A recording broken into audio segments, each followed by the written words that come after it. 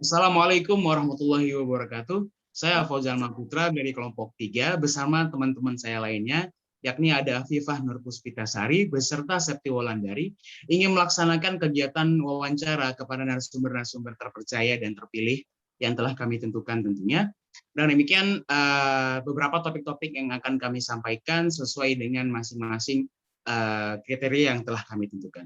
Baik, saat ini kita telah bersama saudari kita yakni Selvi Kumala yang mana telah kita ketahui beliau merupakan salah satu mahasiswi yang ada di Politeknik APP Jakarta yang mana berjurusan Manajemen Logis Industri Elektronika semester 4 dan angkatan 19 yang saat ini tengah ada di halaman rumahnya ya, dan tepatnya berada di rumahnya, dan tentunya karena keterbatasan jarak ya, dengan demikian kita tidak dapat bertemu secara langsung dengan adanya beberapa peraturan pemerintah yang mengutarakan, sehingga kita harus dengan terpaksa melaksanakan wawancara ini melalui Zoom meeting ya, dan juga tentunya nanti dengan teman-teman saya yang akan pastinya melaksanakan wawancara juga. Baik, saat ini kita sudah bersama Selvi Kumala, dan halo Selvi Kumala, apa kabar kamu? Hai Fauzan, Alhamdulillah baik. Gimana kabarnya? Ya, kalau saya alhamdulillah. Ya, alhamdulillah. Terima kasih sudah bertanya. Ya, Baik, sama. karena hari ini kita sudah berjanji ya untuk melaksanakan diskusi sedikit ya mengenai Ya, pertanyaan-pertanyaan yang akan saya utarakan. Maka dari itu saya akan mulai pertanyaan ya dari pertanyaan pertama. ya. Pertanyaan pertama ini menyangkut kepada urusan otonomi daerah ya. Pertanyaan pertama yakni, nih, apa yang kamu ketahui nih, Selvi? Apa yang kamu ketahui dengan otonomi daerah? Apa yang diketahui tentang otonomi daerah? Otonomi daerah itu adalah suatu sistem pemerintahan di mana hak, wewenang, kewajiban itu diatur oleh pemerintah daerah. Kan gitu? Ya, benar. Ya, itu yang saya ketahui mengenai otonomi daerah. Berarti otonomi daerah itu merupakan suatu peraturan yang ditetapkan masing-masing daerah ya. Dan Iya, tentunya tapi nanti masih akan terpusat oleh pemerintah benar. pusat maksudnya. Ya, Jadi tetap masyarakat pastinya mengetahui peraturan tersebut dan juga mengerti dan mempelajari ya, gitu ya. Kurang lebih seperti itu ya, ya, Selvi. benar. Oke. Baik, luar biasa ya jawabannya. Baik, saya akan lanjutkan kepada pertanyaan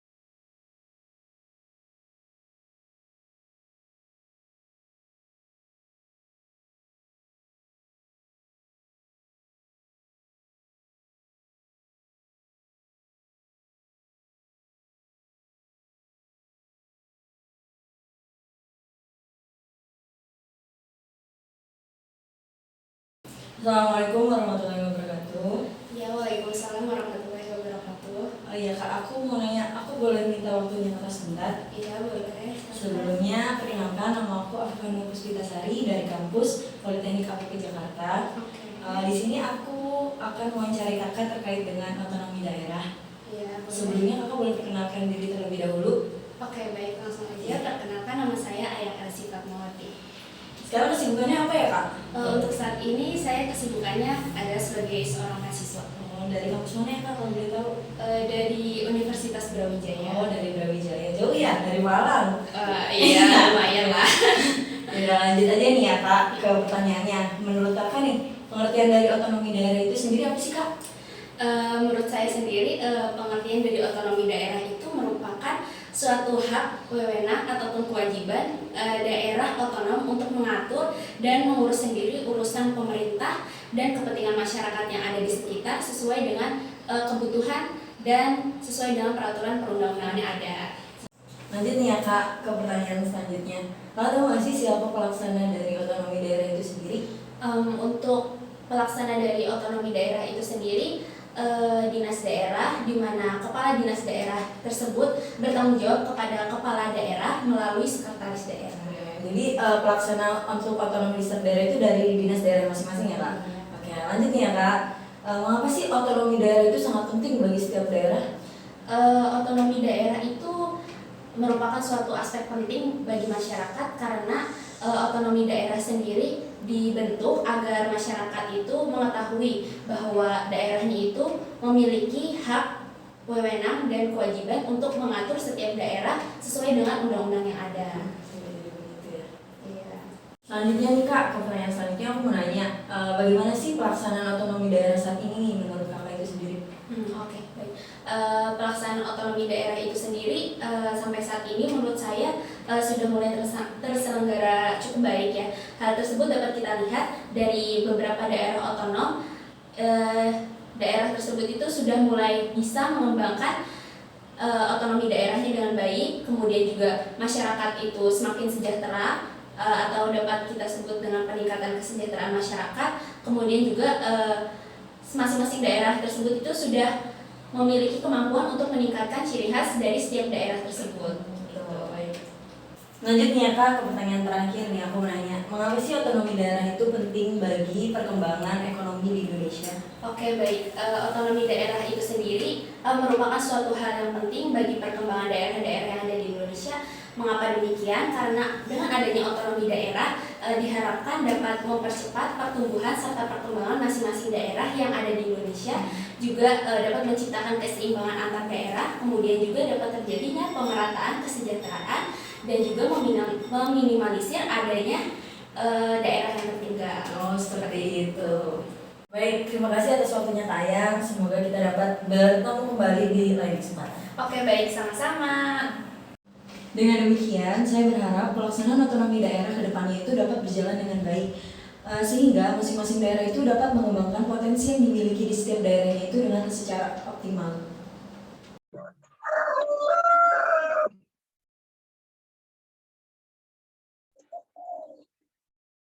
Assalamualaikum warahmatullahi wabarakatuh. Perkenalkan, saya Septiulan dari 190102390 dari Prodi Manajemen Logistik Industri Elektronika 4A. Kali ini saya akan mewawancarai salah satu mahasiswa dari Universitas Negeri 11 Maret Surakarta yang bernama Bintang Adi Perdana. Beliau saat ini menjabat sebagai salah satu kepala departemen kaderisasi di Himpunan Mahasiswa Prodi, lalu menjabat sebagai staf kaderisasi pada Ikatan Himpunan Mahasiswa Kimia se-Indonesia di wilayah 3, dan juga beliau menjabat sebagai staf Kementerian Jaringan Aksi dan Propaganda di Badan Eksekutif Mahasiswa FKIP UNS. Bagaimana kabarnya hari ini, Saudara Bintang? Halo, alhamdulillah baik seperti biasanya. Alhamdulillah. Baik, kalau begitu kita langsung mulai saja. Apakah sudah siap untuk pertanyaan-pertanyaan yang akan diberikan? Insya Allah sudah siap. Yang pertama, apakah sebelumnya Saudara Bintang pernah mendengar atau mengetahui apa itu otonomi daerah? Ya, udah pernah belajar, udah pernah dengar juga. Oke. Apa yang saudara ketahui tentang otonomi daerah? Baik. Menurut pendapat saya untuk otonomi daerah itu suatu hak dan wewenang serta kewajiban dari sebuah daerah untuk dapat mengatur serta mengurus daerahnya sendiri berdasarkan peraturan perundang-undangan yang berlaku di daerah tersebut. Baik, pertanyaan selanjutnya. Menurut saudara, apakah peraturan itu penting atau tidak? Apa alasannya?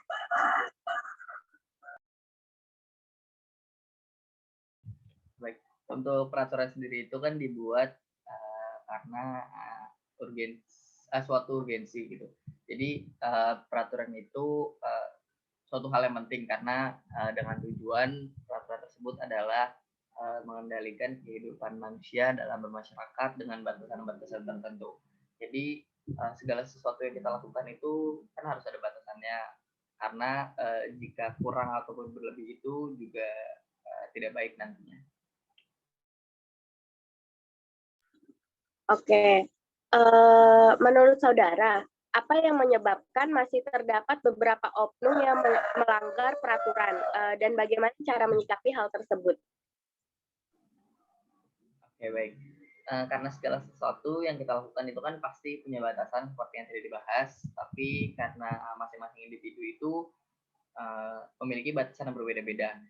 Tapi beda halnya dengan sebuah peraturan negara ataupun peraturan daerah, peraturan tersebut sudah dibuat sedemikian rupa, peraturan tersebut sudah konkret dengan urgensi untuk mensejahterakan masyarakat, untuk mendekatkan masyarakat dalam kehidupan bermasyarakat, berbangsa dan serta bernegara itu. Nah, segala sesuatu tersebut dalam peraturan sudah dipertimbangkan sedemikian rupa, sedemikian matang untuk kepentingan seluruh masyarakat, bangsa dan negara. Untuk pendapat saya pribadi, jika menyikapi oknum yang masih melanggar sebuah peraturan, yang pertama jika memang dia tertangkap basah ataupun tertangkap tangan melakukan pelanggaran, itu yang pertama kita berikan edukasi terlebih dahulu. Bagaimana edukasi tersebut diberikan dengan melakukan pendekatan yang pertama, kita memberikan urgensi dari peraturan tersebut. Tujuan dari peraturan tersebut dibuat itu untuk seperti ini gitu. Lalu bagaimana cara kita menyikapi serta melakukan sebuah sikap untuk menaati peraturan tersebut seperti apa gitu. Jadi kita memberikan gambaran bagaimana kehidupan berbangsa dan negara yang baik menurut dengan peraturan tersebut yang telah dibuat gitu. Nah, untuk yang kedua, jika memang sudah diberikan edukasi tapi masih tertangkap melakukan pelanggaran atas peraturan tersebut, ya pasti diberikan sanksi. Bagaimana sanksi tersebut diberikan? Karena di peraturan tersebut pasti sudah tertulis sanksi yang diberikan jika melanggar peraturan tersebut. Jadi jika ada oknum yang melanggar peraturan tersebut setelah diedukasi, ya bisa diberlakukan sanksi sesuai dengan peraturan yang sudah disepakati dan sudah tercantum dan tertulis. Gitu. Baik, kembali lagi pada otonomi daerah. Menurut saudara, bagaimana perkembangan otonomi daerah di Indonesia saat ini? Apakah sudah sesuai dengan harapan dan tujuan yang ingin dicapai? Oke, baik. Menurut saya untuk perkembangan otonomi daerah Indonesia pasti ada kurangnya dan ada lebihnya juga. Untuk kurangannya sendiri itu belum meratanya fasilitas yang diberikan seperti pendidikan contohnya. Lalu belum meratanya juga ekonomi, lalu ada hal-hal lain yang ada pada setiap daerah di Indonesia. Lalu masih banyak pemilihan kepala desa yang belum sesuai dengan demokrasi yang baik, belum mencerminkan demokrasi yang baik. Karena seperti yang kita tahu, demokrasi yang baik di Indonesia itu kita melakukan pemungutan suara dari rakyat. Nah, jika dalam konteks di sini adalah kepala desa, jadi warga desa memberikan suaranya untuk memilih siapa yang akan menjadi pemimpin desa tersebut, dalam hal ini kepala desa gitu. Nah, tapi di beberapa daerah mungkin pemilihan kepala desa masih menggunakan sistem aklamasi yang langsung menunjuk satu orang untuk menjadi kepala desa dengan mungkin dengan berbagai pertimbangan seperti kemampuan yang dimiliki, relasi yang dimiliki dan lain-lainnya. Nah, ya sebenarnya itu memang tidak mencerminkan demokrasi yang baik karena tidak menggunakan suara dari rakyat langsung itu. Lalu selanjutnya masih banyak sekali terjadi korupsi yang terjadi di beberapa daerah yang seharusnya mungkin itu bisa dilaksanakan ataupun didistribusikan atau disalurkan untuk pembangunan infrastruktur ataupun perbaikan fasilitas, tapi ya dikorupsi gitu. Jadi ya hal tersebut juga menjadi sebuah kekurangan dalam pemerataan otonomi daerah di Indonesia gitu. Nah, untuk kelebihannya sendiri itu menurut saya untuk pembangunan infrastruktur mungkin di beberapa daerah sudah terlihat menonjol ataupun sudah terlihat membaik karena dengan pembangunan beberapa infrastruktur yang baik itu mencerminkan otonomi daerah tersebut sudah bisa dibilang baik gitu atau maju. Nah, lalu ada juga pengenalan tempat wisata yang menguntungkan bagi daerah karena benefitnya itu nanti akan ada pemasukan yang masuk ke kas daerah itu mungkin dari distribusi ataupun dari yang lain-lainnya. Nah, namun bagaimanapun juga hal tersebut masih perlu banyak perbaikan ya karena semuanya masih ada kurangnya juga dan perlu pengembangan juga agar daerah-daerah di Indonesia itu mengalami pemerataan dalam segala aspek dan ya itu juga tugas kita gitu sebagai warga negara Indonesia. Baik, untuk pertanyaan yang terakhir, sebagai generasi pemuda bangsa, apa harapan saudara untuk Indonesia ke depannya?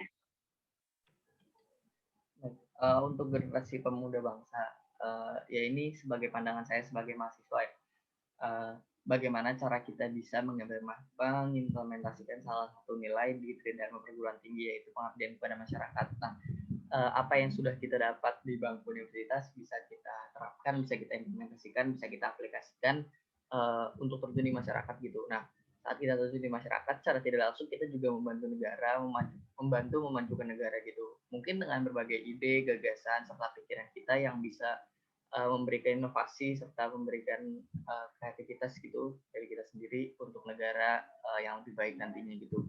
Karena ya segala yang sudah dirancang oleh pemerintah Indonesia itu kan pasti bertujuan untuk memajukan Indonesia dan menjadikan Indonesia sebagai negara maju gitu. Apalagi kita sedang menyokong masa keemasan Indonesia pada 100 tahun kemerdekaan Indonesia pada tahun 2045. Jadi ya sebisa mungkin kita membantu menyukseskan program-program pemerintah yang memiliki tujuan baik itu. Nah, untuk harapannya yang sekarang ini karena kita juga masih dilanda COVID-19 yang masih menyulitkan kita untuk melakukan semua hal yang berkaitan dengan dunia luar.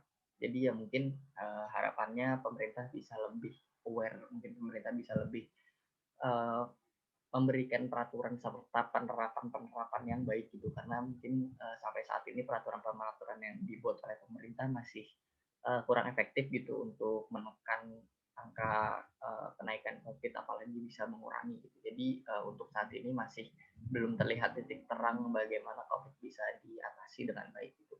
Nah, lalu untuk selanjutnya juga ya kita sebagai mahasiswa gitu kan pengen untuk kuliah offline gitu karena ya gimana ya vibes-nya kurang berasa aja gitu kalau misal kita kuliah tapi tatap maya terus, Google Meet, Zoom dan lain-lainnya. Jadi ya kita harap bisa cepat tatap muka. Itu aja.